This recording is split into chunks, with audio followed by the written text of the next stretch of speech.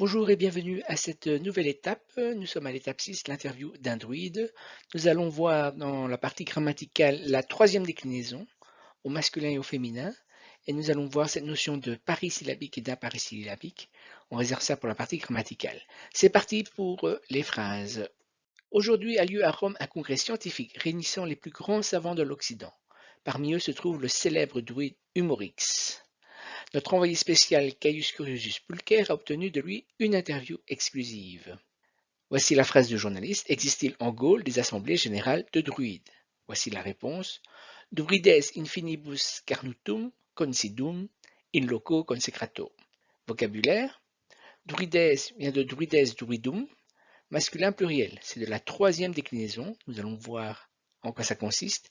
Et ici, c'est donc les druides. C'est un mot collectif. Il n'existe pas de singulier.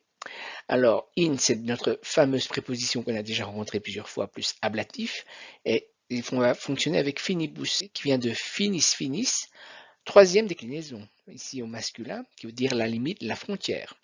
Nous avons carnutum, qui vient de carnutes carnutum, masculin pluriel. Il s'agit des carnutes, c'est une région, je vous montrerai plus tard où ça se situe. Nous avons ici notre verbe considum qui vient de considere, consido, troisième conjugaison qui veut dire s'installer, siéger. In, à nouveau notre préposition plus ablative qui sera loco ici, qui vient de locus loci, masculin, deuxième déclinaison, le lieu, l'endroit. Et nous avons ici un adjectif consecrato qui vient de consecratus à consacré. Très bien, donc nous repérons le verbe, comme je l'ai indiqué, c'est ici considunt. Nous regardons le thème concide, donc c'est bien un indicatif présent actif à la troisième personne du pluriel. Nous allons chercher un sujet, un nominatif. Parmi les mots qui sont ici, il ne reste que druides possible. Donc c'est notre nominatif masculin pluriel qui sera sujet de considunt. Ensuite, il nous reste les petites prépositions. Nous avons donc ici le in plus l'ablatif qui est finibus. Donc c'est ici un ablatif masculin pluriel qui est dépendant de la préposition. Nous avons carnutum, grâce au vocabulaire, on sait que c'est un génitif. Donc c'est un génitif masculin pluriel et la fonction du génitif tout simplement est complément du nom. Ici va compléter le mot finibus. À nouveau, nous avons la préposition in plus l'ablatif qui sera loco. Donc c'est bien un ablatif masculin singulier, dépendant de la préposition in. Et nous avons notre adjectif consecrato qui va forcément se rapporter à loco. Donc c'est également un ablatif masculin singulier, épithète, tout simplement de loco. Les druides s'installent aux limites de Carnut dans un lieu consacré. Et donc ici nous avons cette partie-ci de la France où se trouve Carnut. Et nous avons ici une assemblée de druides. Dans quel domaine les druides sont-ils spécialisés? Voici la réponse. Druidum, officia, varia, sunt. Vocabulaire. Officia vient de officium, officii, neutre, deuxième déclinaison, qui veut dire la tâche, la fonction. Nous avons l'adjectif varia qui vient de varius, varia, varium, varier. Et donc notre verbe ici c'est sunt, indicatif présent actif troisième du pluriel. Est-ce qu'on a un sujet? Oui, on a un nominatif sujet qui est ici officia, donc c'est un neutre. Donc c'est tout à fait possible. Donc ici notre nominatif neutre pluriel sujet de sunt. Nous avons ici la forme druidum, on l'avait vu dans le vocabulaire, c'est un génitif masculin pluriel, et donc la fonction est généralement complément du nom. Il va être complément du nom de officia, tout simplement. Et il nous reste varia, donc avec le verbe être, on a très souvent un attribut du sujet, les au même cas genre et nombre que officia, nominatif neutre pluriel, attribut d'officia. Les fonctions des druides sont variées. Voici une première fonction. Druides sacrificia publica ac privata procurant. Vocabulaire. Sacrificia vient de sacrificium, sacrificii, neutre, deuxième déclinaison, le sacrifice. Nous avons l'adjectif publica qui vient de publicus à public. Nous avons ac ici qui est une conjonction de coordination qui veut dire et tout simplement.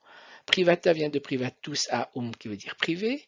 Et nous avons ici notre verbe procurant qui vient de procurar et procuro, première conjugaison, accomplir. Donc ici nous avons le verbe qui est toujours un indicatif présent actif troisième du pluriel, avec la terminaison nt. Nous avons notre nominatif sujet qui est ici druides. Donc nous avons un nominatif masculin pluriel sujet de procurant. Donc les druides accomplissent quoi? Je vais donc chercher un complément direct à l'accusatif. Et le nom qui reste ici, c'est sacrificia.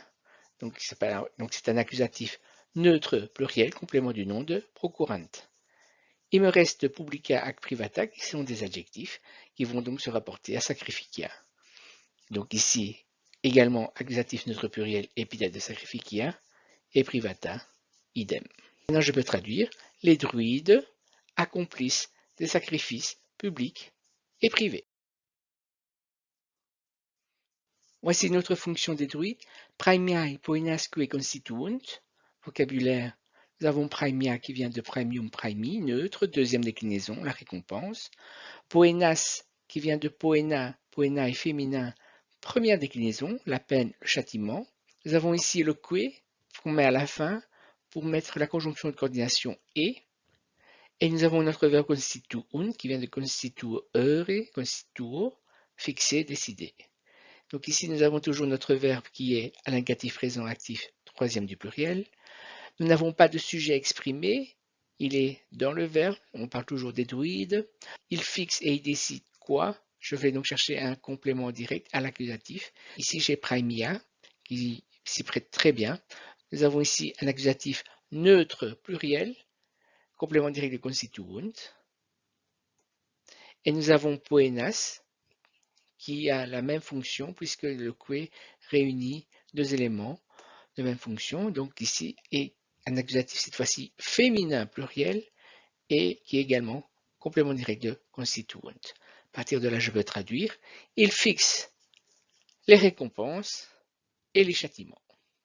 Voici qui termine déjà la première partie de cette étape. Nous verrons la suite du texte la fois prochaine. À bientôt.